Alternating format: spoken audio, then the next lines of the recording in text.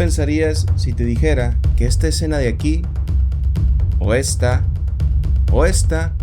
no están tan alejadas de la realidad? Durante décadas, el ser humano ha invertido tiempo, esfuerzo y dinero en encontrar vida inteligente fuera de la Tierra. Pero, ¿qué pasa si te digo que en realidad existe dentro de la misma Tierra una forma de vida cuyo actuar bien pudiese considerarse inteligencia? Y si te dijera también que esta forma de vida no solo es una de las más presentes e importantes de nuestro planeta, sino que también, e irónicamente, es una de las menos visibles. Tanto así que no fue hasta hace unas cuantas décadas que nos dimos cuenta de su importancia y su impacto en la vida terrestre. Pues bueno, el nombre de este organismo es micelio y juega un papel sumamente importante en nuestro ecosistema. ¿Te gustaría saber por qué? Pues entonces quédate. A ver, el ser humano ha estado en contacto con los hongos durante la mayor parte de su historia.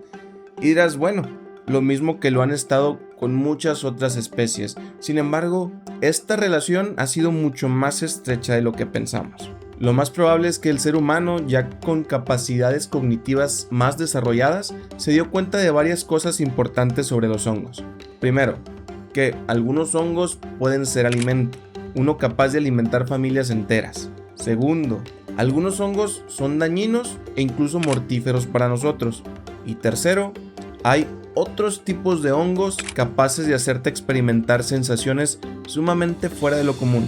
Para el ser humano, aprender a diferenciar entre estos grupos, entre tantísimas especies de hongos, debió ser muy importante para su supervivencia, para poder discernir cuáles debían recolectar, cuáles debían evitar a toda costa y cuáles tratar con más cuidado. En algunas culturas, los hongos, especialmente aquellos con efectos alucinógenos, llegaron a ser considerados sagrados y a jugar un papel importante en sus costumbres. Por ejemplo, están las antiguas culturas mesoamericanas como la mexica, la azteca o la zapoteca. Pero el impacto de estos organismos no se limitó a lo que hoy en día pudiésemos considerar recreativo, aunque hay teorías que juegan con la idea de que este tipo de hongos tuvieron que ver en el desarrollo exponencial de las habilidades cognitivas del ser humano. Pero bueno, ese es otro tema. Uno de los descubrimientos más importantes del ser humano fue gracias a los hongos, aunque por milenios no tuvimos ni idea que estaban relacionados. La fermentación le regaló al ser humano varios de los alimentos y bebidas que le permitieron proliferar y que por milenios y hasta hoy en día han estado presentes.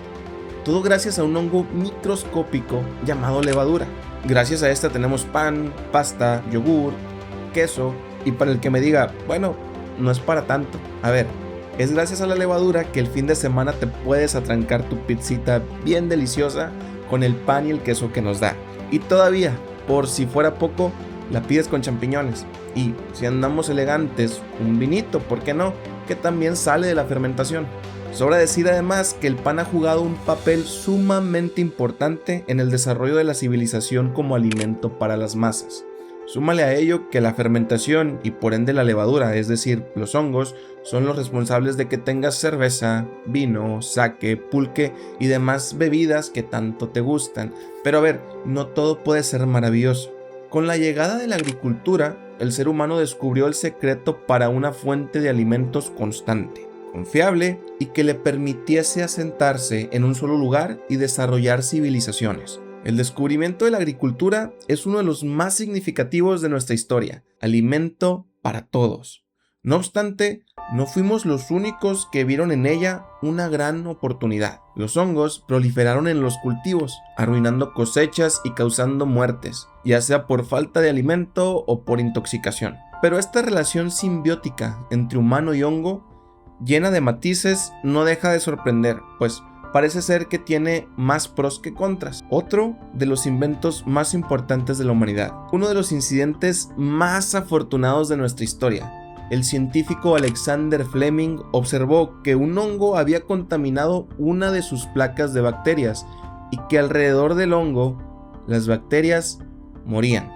Ese hongo pertenece al género Penicillium y producía una sustancia llamada penicilina. La penicilina inició la era de los antibióticos modernos y salvó a millones de vidas durante el siglo XX.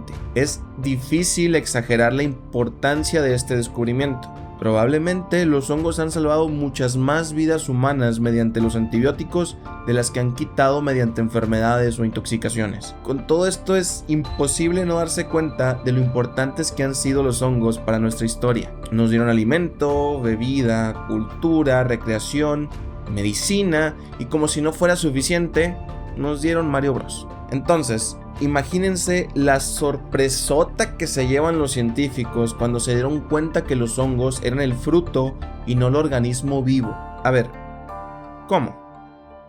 Es aquí donde entra el micelio.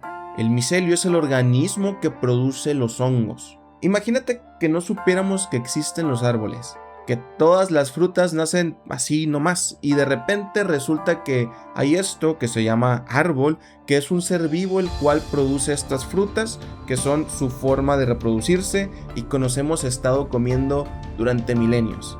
Pues más o menos algo así pasó con el micelio. Pero bueno, mucha historia, muchos descubrimientos y hongos y personas. Ya dime qué es el micelio y qué lo hace tan interesante. Como te decía, por mucho tiempo creímos que el hongo eran estas setas o el moho, pero hace algunas décadas nos dimos cuenta que el verdadero hongo era el micelio, solo que este se mantuvo oculto bajo tierra durante todo ese tiempo. El micelio está formado por millones y millones de filamentos microscópicos llamados hifas. Las hifas crecen y se interconectan, creando ramificaciones hasta formar una enorme red. A través de esta red el hongo explora e interactúa con su entorno, a la vez que se nutre para seguir creciendo. ¿Cómo se nutre? Descomponiendo todo lo que se encuentra a su paso. Madera, hojas, restos orgánicos y otros materiales. Aunque nosotros no tuviésemos idea, el micelio ha formado parte esencial de los ecosistemas terrestres, fungiendo como el órgano reciclador capaz de regresar los nutrientes al suelo. Resulta que los hongos son uno de los pocos organismos capaces de degradar eficientemente compuestos como la lignina. La lignina es un compuesto el cual se encuentra en la madera, por lo que si no fuese por los hongos, probablemente los bosques estarían cubiertos por montañas de materia muerta. Y no solo bosques, el micelio se encuentra en todo tipo de ecosistemas. Si bien los bosques son probablemente los más ricos en micelio, este se puede encontrar en grandes cantidades en selvas, así como en praderas y en pastizales e incluso en desiertos, ayudando a las plantas desérticas a absorber agua de forma más eficiente, pero también en regiones con climas fríos como la tundra. Los hongos son un soporte vital para la vegetación que dependen de esos nutrientes para poder sobrevivir en esos suelos extremadamente pobres. En todos estos lugares, el micelio forma una infraestructura biológica que cumple múltiples funciones. Ya hablamos de una de ellas, que es su función como órgano de reciclaje, con la capacidad de devolver a la tierra todos esos nutrientes atrapados en la materia orgánica. Pero además funciona también como una red de intercambio. Sucede que el micelio no solo forma conexiones con otros hongos, sino que lo hace también con la vegetación de su entorno, como los árboles. Intercambian nutrientes. Se vuelve una relación simbiótica en la que ambos se benefician. El árbol obtiene agua, fósforo, nitrógeno y otros nutrientes, mientras que el hongo obtiene del árbol azúcares, lípidos y compuestos orgánicos. Esta relación de mutuo beneficio se ha llevado a cabo durante miles de años, lo que nos lleva a la tercera función, la comunicación. Las redes formadas por el micelio son enormes, no solo mantienen comunicación con un organismo, sino que son redes multinodales, es decir, que se forman conectando múltiples organismos individuales. En ocasiones, bosques enteros se encuentran conectados mediante la estructura subterránea formada por el micelio. ¿Qué comunican? A ver, obviamente no se trata de comunicaciones como las del ser humano. No son conversaciones, vaya, o al menos no del modo que nosotros las concebimos. Lo que sí existe es un intercambio de información entre integrantes de la red, y dicha información se transmite en forma de señales biológicas, químicas y eléctricas que influyen en el comportamiento de las plantas y los hongos conectados. ¿Qué tipo de información? Principalmente del entorno, señales de peligro, y aquí tenemos el famoso ejemplo de las acacias y las jirafas. Fue a finales del siglo XX que los científicos se dieron cuenta de algo sumamente fascinante. Los árboles de acacia en el sur de África son capaces de defenderse de los depredadores. Un grupo de hambrientas jirafas comienza a merodear y mordisquean algunas de las hojas más altas de la acacia. Desde el primer mordisco, el árbol comienza a liberar una toxina, la cual la jirafa encuentra bastante desagradable. Y bueno, ya me defendí, las jirafas ya se van, me encuentro a salvo. ¿Y ahora qué? Espérame, ¿a dónde van ahora las jirafas? A buscar más acacias. Entonces, ¿cuál es el siguiente paso?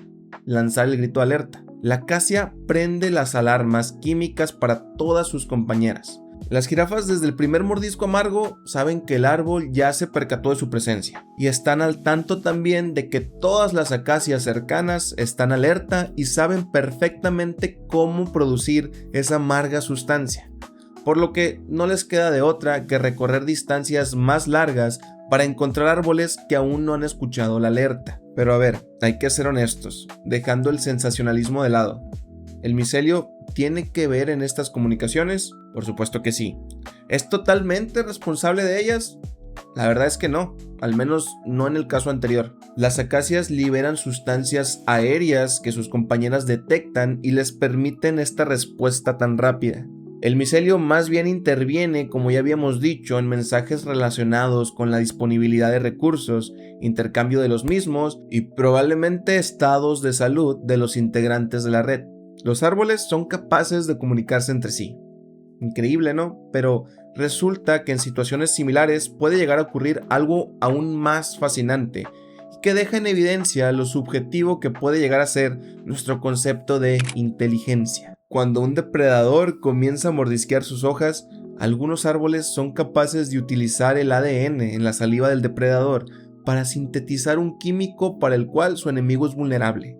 En algunos casos incluso son capaces de crear la feromona que atrae al enemigo natural de su enemigo para que haga el trabajo sucio. Sería injusto negar que algunos árboles tienen un conocimiento avanzado de química y lo han tenido desde mucho antes que nosotros. Claro, con mucho énfasis en la palabra conocimiento y sin meternos mucho en lo que realmente significa. Dejemos ese debate para otro día. Volviendo al micelio, como decíamos hace rato, si alguna vez has escuchado algo sobre el micelio, probablemente oíste que es básicamente el Internet de la naturaleza. La verdad es que esto último es una exageración. El micelio es capaz de formar redes enormes con cientos o miles de árboles interconectados, abarcando extensas áreas de varios kilómetros cuadrados y perdurando durante cientos, si no es que miles de años. Ahora, esto último no es lo mismo que decir que existe una red planetaria que conecta todos los bosques en nuestro mundo. Lo que sí existe es una enorme cantidad de redes locales esparcidas por todo el planeta. Pero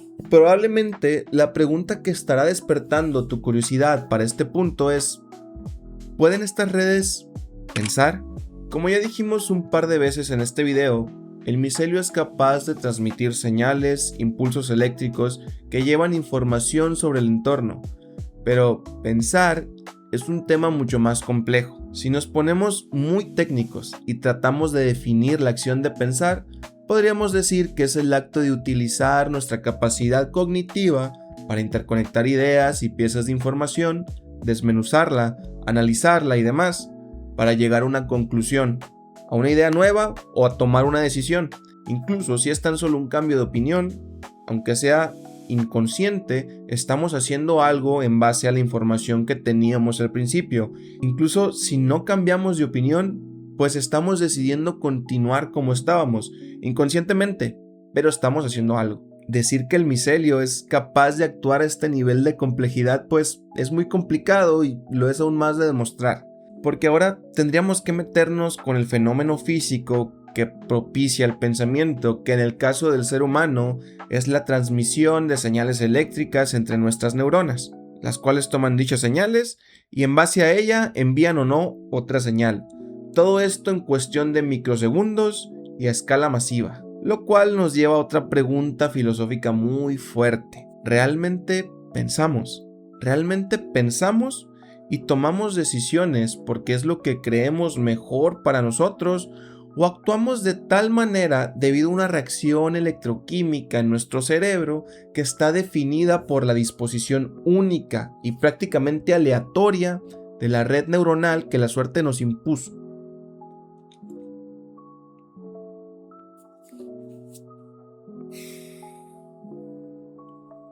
No sé.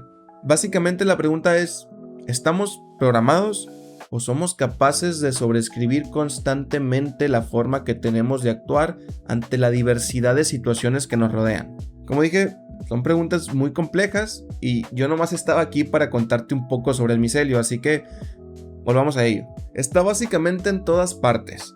Decíamos hace rato que puede sobrevivir en la mayoría de ecosistemas, pero también puede formar conexiones con una enorme cantidad de especies de plantas. Árboles como robles, pinos, abetos, eucaliptos y demás. En muchos casos, el árbol necesita del hongo para desarrollarse de forma normal. Por ejemplo, algunos pinos necesitan la introducción de hongos si es que se quieren cultivar fuera de su hábitat natural.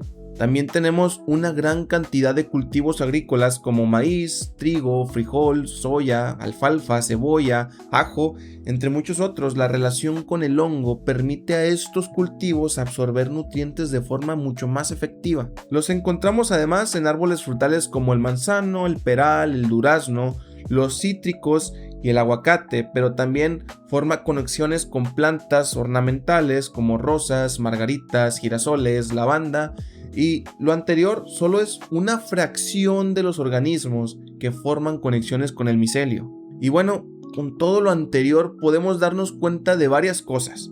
Primero, que el ser humano se beneficia enormemente de la existencia de los hongos, ya sea de forma directa o indirecta, y aunque la mayoría de nosotros no lo sepamos, y aunque nadie lo hubiese sabido durante la mayor parte de nuestra historia. Esto nos pone en perspectiva y nos permite darnos cuenta de que vivimos en un mundo donde todos dependemos de todos, ya que estas relaciones de beneficio mutuo no solo ocurre con los hongos, ocurre con cientos o miles de otras especies, árboles, algas, abejas, bacterias, pero también animales domésticos como perros y gatos, o los cultivos como los que mencionamos hace rato. A los seres humanos nos cuesta mucho entender que si estamos aquí, no es porque seamos la mejor de las especies, sino que es gracias al resto de especies que tenemos la civilización que tenemos hoy en día. Es también gracias a ellas que el planeta en el que vivimos cuenta con las condiciones adecuadas para que podamos prosperar. Como ya he dicho en otros de mis videos, no estamos solos. Dependemos de todas las demás especies. Son igual de importantes que nosotros y merecen el mismo respeto. Por otro lado, este tema también nos da la oportunidad de reflexionar sobre la alta estima en la que tenemos nuestra inteligencia y lo mucho que menospreciamos la de otras especies. El que nosotros desarrollásemos un lenguaje, una escritura, tecnología, civilizaciones y demás no significa que no existan otras formas de inteligencia en la Tierra. Muchas otras especies en el planeta también se comunican, colaboran y se ayudan entre sí. De hecho, hay especies con capacidades de colaboración mucho más avanzadas que las del ser humano. Estas especies han aprendido algo que el humano no, que el otro es igual de importante que uno mismo y que la supervivencia de la especie depende de la colaboración y el entendimiento, no de la competencia y el conflicto. Cuando entendamos eso y entendamos también que esta colaboración y mutuo cuidado debe ser no solo para con el resto de seres humanos, sino para con el resto de seres vivos en nuestro mundo, habremos alcanzado una nueva etapa en nuestra historia evolutiva. Y bueno, si te gustó el video de hoy, dale like, suscríbete y déjame aquí abajo en los comentarios qué te pareció y qué opinas. Te agradezco por llegar hasta aquí